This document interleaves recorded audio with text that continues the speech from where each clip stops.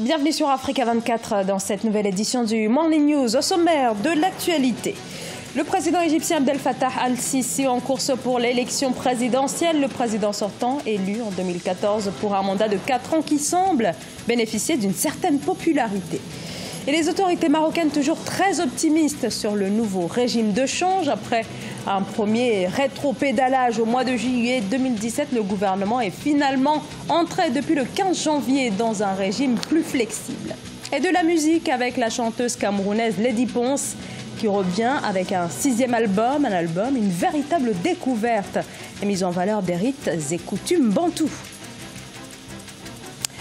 Le président Abdel Fattah al-Sisi, candidat à sa propre succession. Le premier tour se tiendra le 26 mars. Le chef de l'État sortant, toujours pour l'instant le seul candidat en lice, a fait porter ce mercredi à l'autorité nationale des élections les documents nécessaires pour la validation de sa candidature. Mais que pensent justement les Égyptiens de cette candidature? Élément de réponse avec Aïssatou Diamanka-Besland.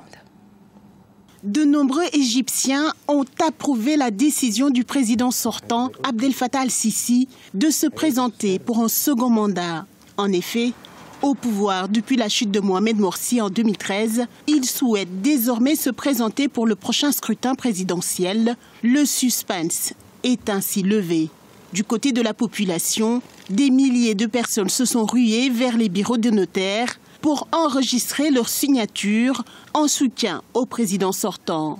Selon l'autorité nationale des élections, plus d'1 million de citoyens ont exprimé leur soutien à 23 candidats différents. Le président égyptien Abdel Fattah al-Sisi semble obtenir la grande majorité de ces signatures de soutien. Je suis allé à un bureau de notaire, il y avait beaucoup de monde. Je suis arrivé ici, il y avait beaucoup de monde aussi. Il a fallu même créer des espaces plus grands pour que les gens puissent signer pour le président al-Sisi. L'opposant Khaled Ali, avocat défenseur des droits de l'homme, pourrait arriver en 2e position. Connu pour avoir mené une bataille judiciaire contre le régime du président Abdel Fattah al-Sisi, il reste une figure de la révolution du 25 janvier 2011.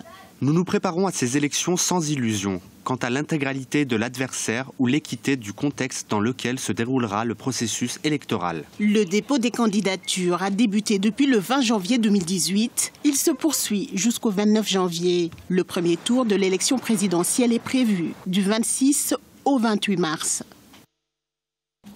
Les Burkinabés n'ont plus besoin de visa pour aller en Mauritanie. La suppression est à présent officielle, une décision déjà prise à l'égard des ressortissants maliens et nigériens. Elle intervient dans le cadre de la lutte contre le terrorisme. Les explications de Solange Dubois. La Mauritanie a entériné le 5 janvier 2018 la suppression des visas pour les citoyens originaires du Burkina Faso. Une décision qui entre dans le cadre institutionnel de coordination et de suivi des politiques de développement et de sécurité de la région du Sahel afin de fluidifier les déplacements entre les pays de la zone. La suppression des visas pourrait laisser penser peut-être qu'il y a un relâchement peut-être structurel du système.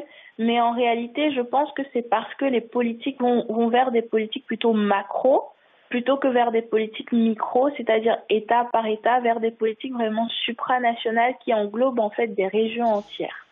Déjà effective entre le Burkina Faso, le Mali et le Niger suite à l'accord du 4 mars 2016 entre les pays membres du G5 Sahel, la suppression des visas avait été prise en marge de la décision de créer des groupes d'action rapides contre le terrorisme. Dans ce cadre, un centre sahélien d'analyse des menaces et d'alerte précoce doit être implémenté en Mauritanie. Il compte aussi y ouvrir une école de guerre sous l'appellation du Collège de défense du G5 Sahel. À la douane, il est très facile de passer, en tout cas quand on arrive à se fondre dans le paysage, il est très facile de passer la douane et ceux qui sont à la douane sont pour beaucoup corrompus parce qu'ils ne sont pas assez bien payés, donc peuvent laisser passer n'importe qui pour un billet de 5 000 francs, pour un billet de 10 000 francs et ainsi de suite. Donc en fait, quelque part, la suppression des visas dans le langage du papier officiel ne change rien aux réalités, aux réalités du terrain. Pour rappel, le G5 Sahel est une organisation sous-régionale dont la mission principale est d'offrir un cadre stratégique d'intervention permettant d'améliorer les conditions de vie des populations et de créer une synergie militaire pour faire face à l'insécurité qui menace la région sahélienne.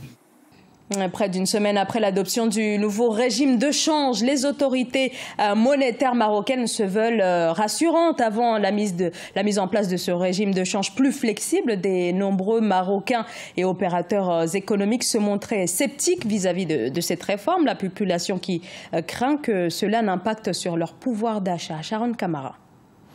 Quelques jours après l'adoption d'un nouveau régime de change pour le dirham marocain, les autorités monétaires du pays, parmi lesquelles le ministre des Finances Mohamed Boussaïd et le gouverneur de la Banque centrale Abdellatif Jouari, se veulent rassurantes quant à l'évolution de la réforme. En effet, depuis son évocation, une grande partie de la population et des opérateurs économiques avaient exprimé leurs craintes, notamment liées à l'idée d'une baisse du pouvoir d'achat. Cette réforme est entamée dans des conditions favorables, marquées par la solidité du secteur financier et la consolidation des fondamentaux macroéconomiques, notamment un niveau approprié des réserves de change et une inflation maîtrisée. Alors qu'il aura fallu attendre 7 ans pour la mise en place de la réforme sur la libéralisation du dirham, la Banque centrale marocaine estime qu'il faudra encore 15 ans pour une libéralisation totale. Afin de gérer l'évolution de la monnaie, les autorités prévoient des évaluations au fur et à mesure pour mieux cerner la demande sur le marché et mieux prévoir les réactions. La libéralisation, c'est d'abord permettre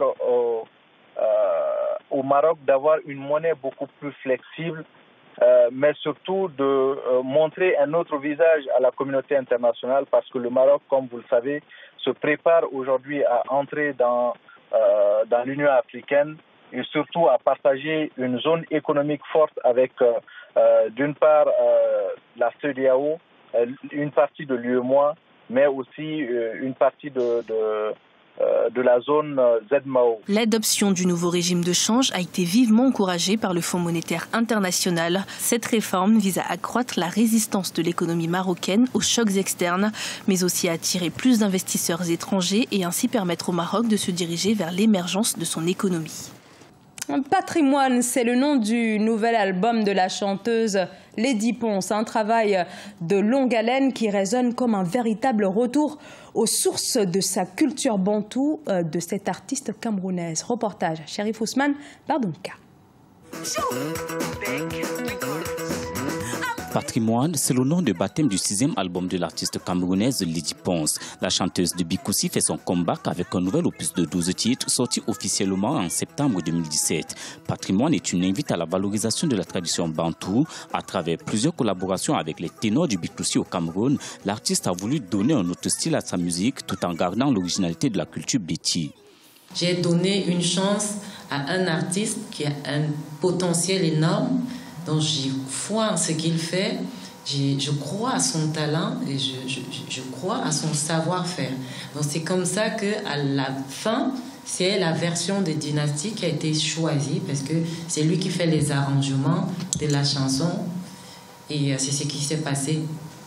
Avec son nouveau disque Patrimoine, Lady Ponce donne une autre tournure à sa carrière. Les nostalgiques du Bikoussi apprécieront les 12 titres qui constituent cet album. Les plus célèbres, Et là, Mon médecin, Samedi soir ou encore Tes promesses, font déjà danser plusieurs de ses fans. Patrimoine montre également la vivacité de la chanteuse à travers sa voix, mais aussi ses pas de danse.